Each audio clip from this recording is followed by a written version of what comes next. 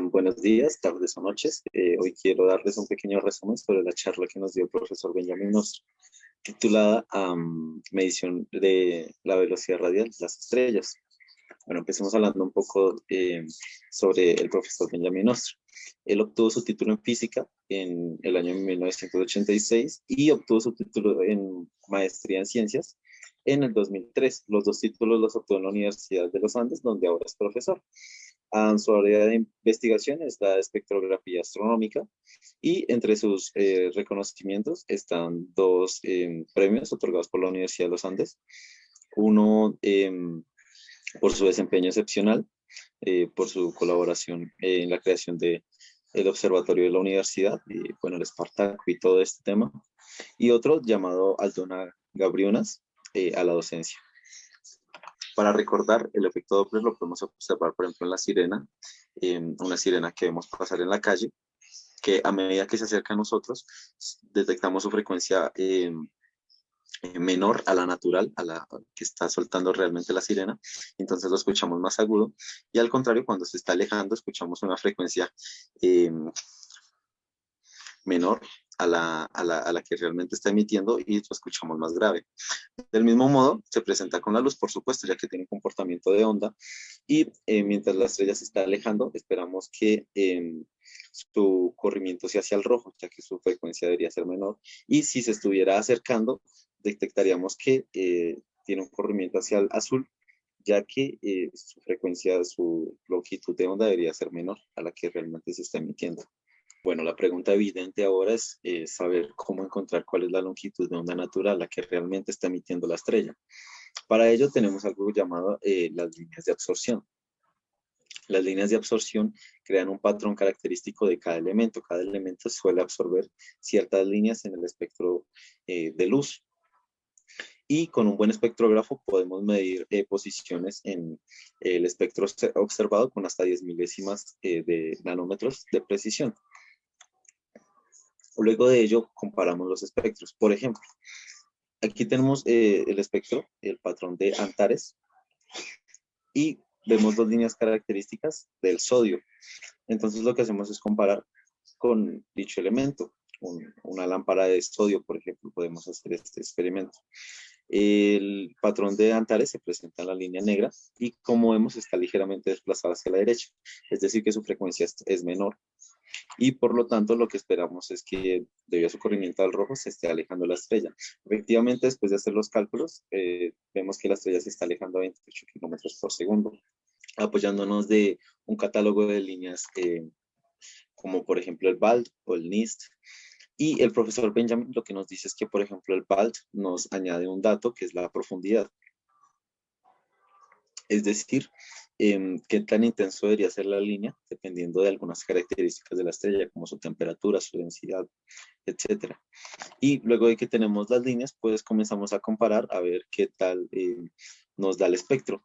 Y luego, pues completamos nuestra comparación.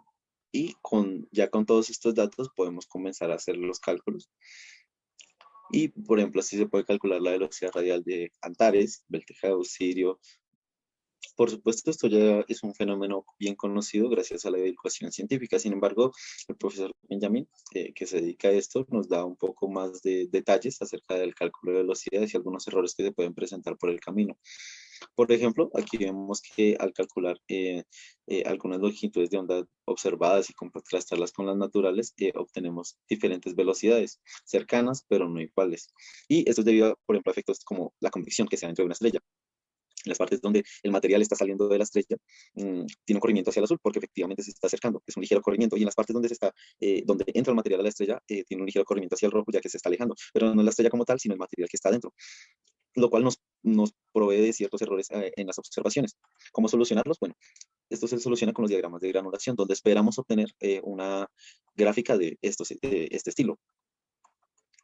La ideal es la que obtenemos del Sol, la que conocemos muy bien. Y para calcular entonces estos diagramas de granulación para otras estrellas, lo que hacemos es superponer esos diagramas al ideal, al que tenemos del Sol, y encontrar el punto cero. En el punto cero encontramos la velocidad a la cual se acerca o se aleja la estrella.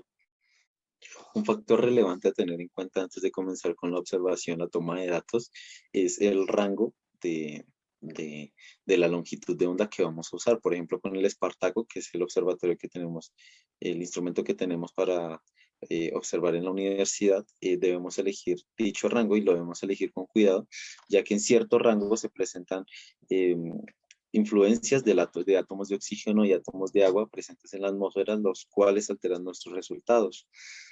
Así que es importante, por ejemplo, aquí el profesor Benjamin lo que hace es elegir este rango que hemos encerrado en rojo, el cual no tiene estas afecciones.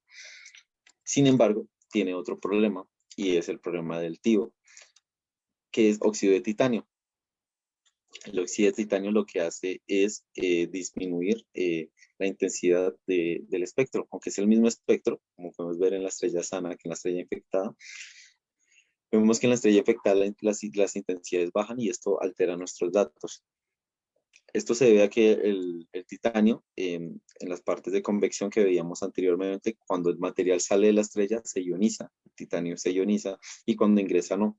Cuando ingresa se vuelve a completar. Entonces, esto es lo que probablemente nos altere los resultados. Por último, el profesor Benjamin nos habla sobre otra dependencia que hay. Aquí, por ejemplo, podemos ver una gráfica granular del espectro Arcturus entre un rango de 5.900 a 6.300. Sin embargo, algo que observó el profesor Benjamin es que, por ejemplo, si observamos la misma gráfica entre los mismos datos, pero solo los que están entre 5.900 a 6.000, vemos que da por encima de la gráfica, por encima de la línea. Entre 6.200 y 6.300, por ejemplo, da por debajo y más hacia abajo. Entre 6.100 y 6.200 se acerca, pero probablemente nos daría otra línea. Y probablemente la más aceptada sea la que da entre 6.000 y 6.100, dándonos más evidencias de la dependencia que tienen estos datos al espectro elegido, por lo cual debemos tener mucho cuidado al rango, perdón, debemos tener mucho cuidado con el rango que elijamos antes de comenzar con la toma de datos, para obtener eh, una buena aproximación de la velocidad a la cual se acerca o se aleja la estrella que queramos estudiar. Muchas gracias.